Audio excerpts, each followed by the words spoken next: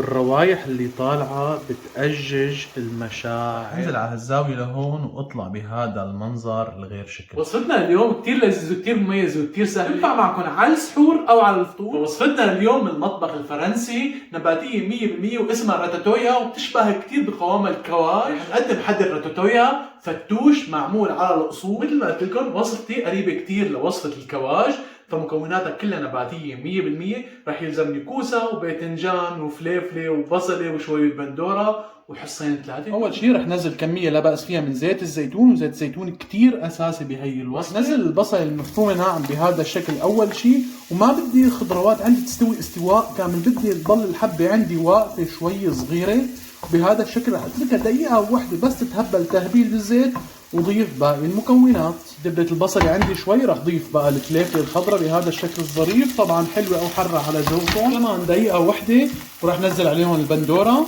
وهلا رح نزل عليهم البندورة لازم تكون بلا قشرة. وهلا رح طبقهم مع بعض بهذا الشكل الظريف، وطلعت الروايح الزاكية. مثل ما قلت لكم بدي حبة الخضرة تضل واقفة شوي. هلا رح افتح فتحة كمان على جنب، رح نزل الكوسة والباذنجان بهذا الشكل الظريف. نزل الكوسة بالاول بهذا الشكل المرتب، كمان رح هبلها شوي بالزيت لتبل معي دقيقتين بهذا الشكل الظريف والغير شكل. كمان اخذت عندي الكوساي اللون الاشقر الغير شكل، وانا ما بدي اياها تنضج على الاخير. كمان رح اقلبها مع باقي الخضروات. شوفوا لي مزيج هالالوان بهذا الشكل الغير شكل، عن جد ريحتها روعة بدون اي شيء. هلا رح افتح فتحة كمان على جنب لحتى انزل الباذنجانات وياخذوا لدعة خفيفة مثل ما عملنا مع الكوسة بهذا الشكل الظريف. رح نزل حبة الباذنجان، حبة كبيرة من الباذنجان، ورح اتركها كمان دقيقتين ثلاثة تلدع لدعة خفيفة مثل ما قلت لكم، تشرب الزيت، زيت الزيتون الاصلي. بعدين اقلبها مع باقي المكونات.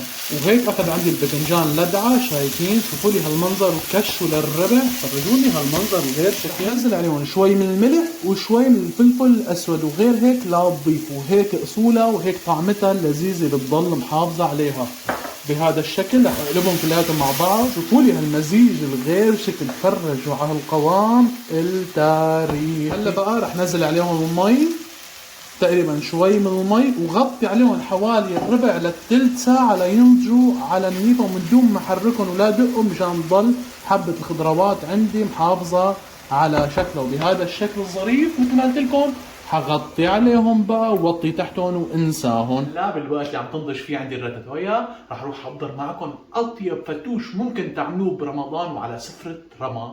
اول شيء بدكم اياه، بدكم جاط كبير لحتى نعرف نخلط الفتوشات تبعتنا، وكميه الخضره الهائله اللي رح تنزل بهذا الفتوش التاريخي. مكونه بالفتوش وكثير اساسي هو البقله، ولا تستغنوا عن البقله. البقله اساسيه جدا جدا بالفتوش. على الجاط والبقله الغير شكل المغسوله والمنظفه. وثاني مكون هو النعنع، والنعنع لازم يضل هيك بورقته بهذا الشكل الظريف. رح نورقهم كلياتهم. يا عيني على الروايح، على ريحة النعنع الفريش. مكون كتير اساسي هو الفجل. ضيفوا الفجل بالفتوش. طبعا شرحات دائرية بهذا الشكل، وانتبهوا لأصابعكم. كمان فوق خضرواتي. وهون الخيار البلدي كمان. كل قطع فتوش لازم تقطع كبيرة الحجم، هيك اصول الفتوش. والبصل كمان رح نقطعه جوانح عريضة شوي بهذا الشكل المرتب والغير شكل. كمان البصل عليهم، ولا تدخلوا كمان بالبصل الاخضر وبهذا الشكل وحجم كبير، قطعون على الخضار نزلون. والخسه كمان عريضه قطعوها. ويا عيني على منظر الخسه الغير شكل. ارميه لا تكبوها. رح نزلها عليهم. بندوره كمان عريضه قطعوها. مثل ما قلت لكم الفتوش كل قطعه عريضه بهذا الشكل المرتب والظريف. وعندكم شوية بندورة كرزية كمان اسخوا فيها بهذا الشكل ماصصة كمان عليهم. كمان بدكم حبقة من البقدونس كمان. رح نجي لهون قصة هيك، نترك البقدونسة كمان شوي عريضة بهذا الشكل الظريف كمان فوقيهم. والزعتر البري هو سر النكهة بالفتوش. ضيفوا ولا تبخلوا ابدا. هيك وبهذا الشكل رح اعرقهم. يا عيني على الروايح اللي طالعة. كمان الليمون اكيد لا تنسوه، اسخوا فيه.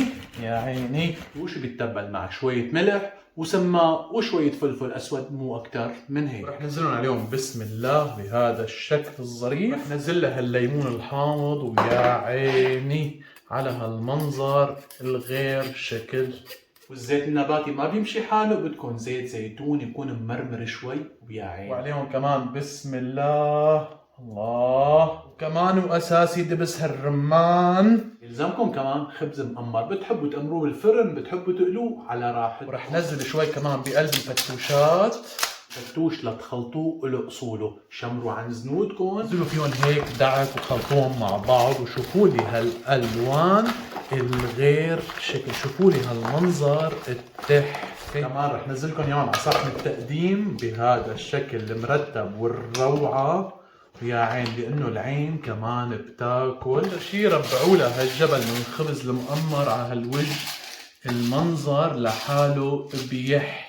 هاي اللمسة السحرية، وحطوا لها الدبس الرمان على هالوجه وشوفوا لي هالمنظر. هيك الفتوش صار جاهز عندي. هلا رح ارفعها على جنب وروح لوصفة. هلا رح افتح عليها الغطا وشوفوا لي هالمنظر، شوفوا لي منظر الخضروات، طلعوا شي غير شكل وما بيشبهوا. هلا رح نزل عليها الثوم المهروس وطفي تحتها وتومها، وعلى رواق ما بدي انزع شكل الخضروات. يا عيني الروايق. نزل على صحن التقديم بهذا الشكل الظريف. يا عيني على هالمنظر، شوفوا لي هالمنظر.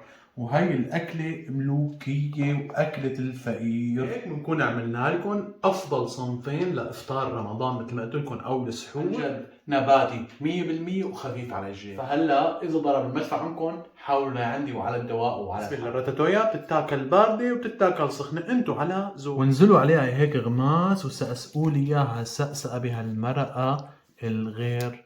وشوفوا هالمنظر، وشوفوا لي الهبلة كيف طالعة منها. وهي رح روح فيها وعلى جواني وعلى الحارة وإلا بسم الله.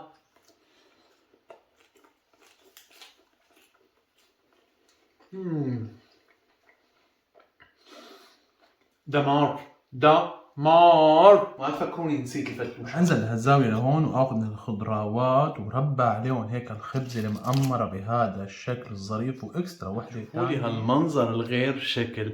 هي رح روح فيها على جواني كمان وعلى الحارة وبسم الله. وهذا اسمه فتوش ولا غلطة، دمار. بتمنى لكم صيام مقبول وافطار شهي، بتمنى تكون عجبتكم الوصفتين، واذا عجبوكم انزلوا على الفيديو في 3 شغلات: اللايك والشير والاشتراك. كبسوهم عشوائي ولكم من هون طريق، ونشوفكم الفيديو الجاي.